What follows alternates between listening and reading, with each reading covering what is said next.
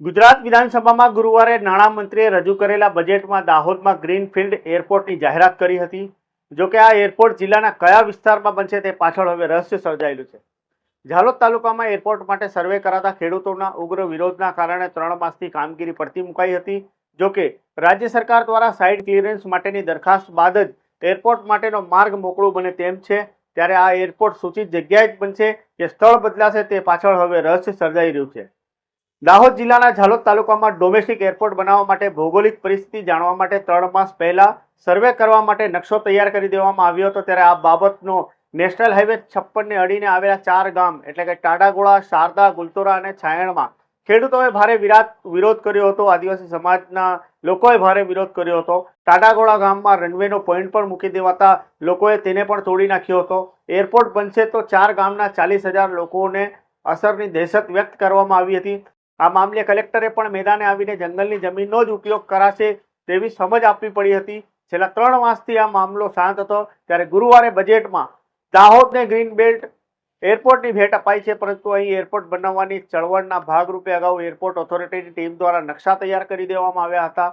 9 માસ પહેલા જ રાજ્ય સરકારને ફિઝિબિલિટી રિપોર્ટ કરીને એરપોર્ટ બની શકે તેવું ગ્રીન સિગ્નલ આપી દેવાયું હતું। તે છતાંય વિરોધને કારણે રાજ્ય સરકાર દ્વારા સાઇટ ક્લિયરન્સ માટેની કોઈ દરખાસ્ત મોકલી ન હતી। અહીં એરપોર્ટ બનશે કે નહીં તે બાબત સામે હવે પ્રશ્નાર્થ ઊભો થયો છે।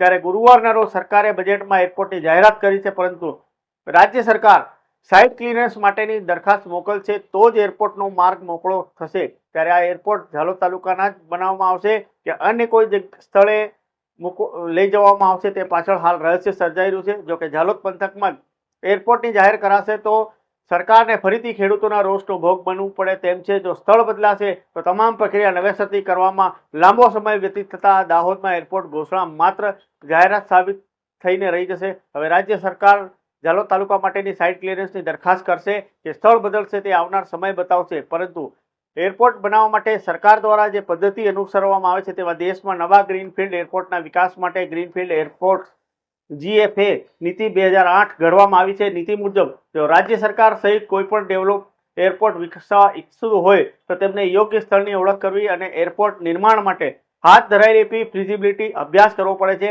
આ સાથે સાઇટ ક્લિયરન્સ માટે કેન્દ્ર સરકારને દરખાસ્ત સબમિટ કરવી પડે છે, ત્યારબાદ જ સૈદ્ધાંતિક મંજૂરી મળે છે।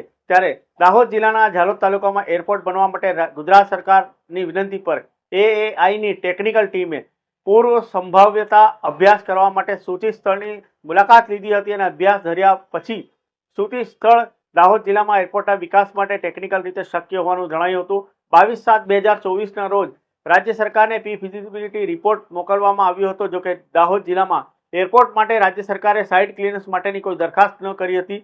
ભારત સરકાર અને ગ્રીનફિલ્ડ એરપોર્ટ પોલિસી હેઠળ ગુજરાત રાજ્ય સરકાર અથવા કોઈપણ એરપોર્ટ ડેવલપર તરફથી ગ્રીનફિલ્ડ એરપોર્ટ ગુજરાતના નિર્માણ માટે અત્યાર સુધી સાઇટ ક્લિયરન્સ માટે કોઈ દરખાસ્ત પ્રાપ્ત ન થઈ હોવાનું 6 ફેબ્રુઆરી સુધી લોકસભામાં જાહેર કરાયું હતું। ત્યારે હવે રાજ્ય સરકાર દ્વારા ગ્રીનફિલ્ડ એરપોર્ટની જાહેરાત થઈ ગઈ છે। ત્યારે આવનારા સમયમાં ગ્રીનફિલ્ડ એરપોર્ટ ક્યાં બનશે, સૂચિત સ્થળ પર બનશે તો આદિવાસી સમાજનો વિરોધનો સામનો સરકાર અને અહીંના જનપ્રતિનિધિઓને કરવું પડશે। ત્યારે હવે આ ગ્રીનફિલ્ડ એરપોર્ટની જાહેરાત કરાઈ છે, પરંતુ આવનારા સમયમાં ગ્રીનફિલ્ડ એરપોર્ટ ક્યાં બનશે તે હવે ભવિષ્યના ગર્ભમાં છે।